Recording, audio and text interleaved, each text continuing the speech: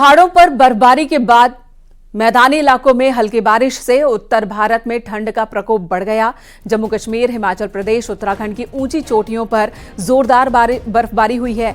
गुलमर्ग, शिमला में भी बर्फबारी हुई। सैलानी झूम रहे हैं। पेड़ बर्फ से ढक चुके हैं। नारकंडा में बर्फबारी, श्रीनगर में डल झील जम चुकी है। तो उत्तर भारत के पहाड़ी इलाकों में लगातार हो रही बर्फबारी के बाद दिल्ली समेत तमाम मैदानी इलाकों में मौसम विभाग ने ठंड बढ़ने का अलर्ट जारी कर दिया है। ये 6 तस्वीरें आपको दिखा रहे हैं। बहुत ही खूबसूरत तस्वीरें हैं। सैलानियों के लिए, पर्यटकों के लिए बहुत ही मन को लुभा देने वाली तस्वीरें हैं और इसी वक्त का इंतजार रहता है बहुत से लोगों को और साथ ही पर्यटन कारोबार से जुड़े लोगों को भी इंतजार होता है ठंड में इस बर्फबारी का, ताकि सैलानी आए और उनकी दिनचर्या जो है वो अच्छी हो सके। गुलमर्ग में बर्फबारी, शिमला में बर्फबारी, झूम उठे सैलानी और किस तरह से टूरिस्ट खुश हैं जिन्हें बर्फबारी मिली है। हालांकि जो ऐसे वक्त में गए जब स्नोफॉल नहीं हो रहा था तो उन्हें मायूसी हुई, लेकिन जिन्हें स्नोफॉल मिला उनकी खुशी किस तरह की है वो हम आपको दिखाते हैं इस रिपोर्ट में।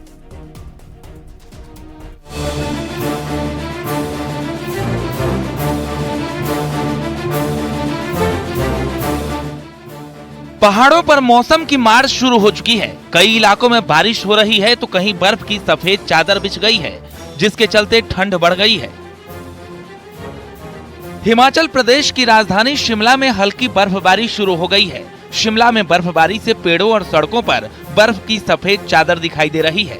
जहां भी नजर दौड़ा हो वहां पर बर्फ ही बर्फ दिखाई दे रही है। बर्फबारी होने से शिमला पहुंचे सैलानियों के चेहरे खिल गए। लोग जमकर बर्फबारी का आनंद उठाते दिखाई दिए। शिमला के साथ साथ आसपास के इलाकों में भी बर्फबारी हो रही है।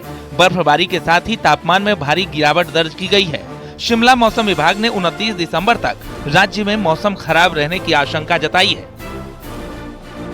कश्मीर समेत पूरे उत्तर भारत में कड़ाके की ठंड पड़ रही है। घाटी में तापमान 0 से कई डिग्री नीचे लुढ़क गया है। श्रीनगर में इस मौसम की अब तक की सबसे सर्द रात दर्ज की गई। ठंड की वजह से पानी जमने लगा है। मौसम विभाग के मुताबिक कश्मीर में सर्दियों के सबसे सर्द मौसम कहे जाने वाले 40 दिन के चिल्ले कला की शुरुआत शनिवार से हो गई है। मौसम विभाग ने अगले 3 दिनों तक जम्मू कश्मीर, हिमाचल प्रदेश, राजस्थान और पंजाब में शीतलहर की चेतावनी भी जारी की है। कश्मीर में कई जगह पारा इस वक्त 0 से नीचे लुढ़क गया है। श्रीनगर में न्यूनतम तापमान -3.6 डिग्री सेल्सियस लुढ़क गया है। ऐसे में डल झील के कुछ हिस्से जम गए हैं। इतना ही नहीं, वहां पर पानी की सप्लाई की लाइनों समेत पानी के कई स्रोत भी जम गए हैं। दिल्ली एनसीआर में सुबह हुई कई जगह हल्की बारिश से ठंड बढ़ गई है। इसके साथ ही कई इलाकों में घना कोहरा भी देखने को मिला। दिल्ली में आईटीओ और कर्तव्य पथ पर घना कोहरा छाया रहा। घने कोहरे की वजह से विजिबिलिटी काफी कम हो गई, जिससे लोगों को गाड़ियां चलाने में परेशानियों का सामना करना पड़ा। वहीं आगरा में भी घने कोहरे की वजह से ताजमहल के दीदार मुश्किल हो गए। यहां आने वाले सैलानियों को ताजमहल का आनंद लेने में परेशानी होने लगी। वहीं गाजियाबाद, नोएडा में बारिश की वजह से ठंड बढ़ गई है, जिससे लोगों को खासी मुश्किलों का सामना करना पड़ रहा है। चक्राता की ऊंची चोटियों में बर्फबारी हुई है। बर्फ की सफेद चादर से पहाड़ की चोटियां ढक चुकी हैं।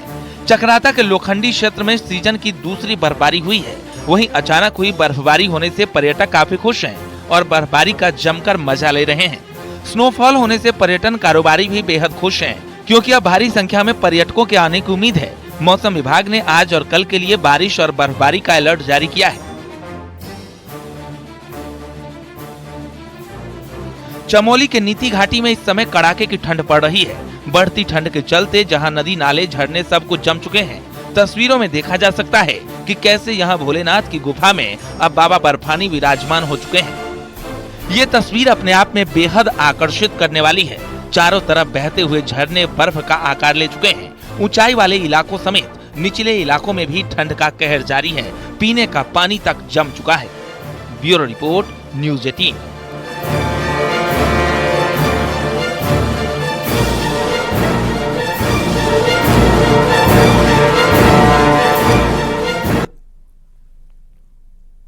इधर केंद्रीय शिक्षा मंत्रालय ने बड़ा फैसला करते हुए नो डिटेंशन पॉलिसी खत्म कर दी है। अब कक्षा 5वीं और 8वीं के फाइनल एग्जाम में फेल होने वाले बच्चों को प्रमोट नहीं किया जाएगा। पहले फेल होने वाले छात्रों को पास कर अगली कक्षा में प्रमोट कर दिया जाता था, लेकिन अब ऐसा नहीं किया जाएगा। फेल होने वाले छात्रों को 2 महीने के अंदर दोबारा परीक्षा देने का मौका दिया जाएगा। अगर कोई छात्र फिर से फेल हो जाता है तो उसे प्रमोट नहीं किया जाएगा। इस नई नीति का उद्देश्य स्टूडेंट्स की सीखने की क्षमता को बेहतर बनाना है और एकेडमिक परफॉर्मेंस को सुधारना है। उन्होंने ये निर्णय लिया है कि 5वीं में और 8वीं में हर प्रयास करने के पश्चात यदि डिटेंशन करने की आवश्यकता पड़े तो डिटेन किया जाए, लेकिन उसमें यह भी प्रावधान किया गया है कि 8वीं कक्षा तक किसी भी बच्चे को हमारे स्कूलों से निष्कासित नहीं किया जाए। तो हम एक्सेस तो चाहते हैं, लेकिन राष्ट्रीय शिक्षा नीति के तहत हम ये भी चाहते हैं कि हर बच्चे का लर्निंग आउटकम कहीं बेहतर हो, उम्दा हो, और इसको प्रयास में लाने के लिए वैसे बच्चों के लिए जो पढ़ाई में शायद किसी कारणवश उतने अच्छे नहीं हैं, उस पर विशेष ध्यान भी दिया जा सकेगा।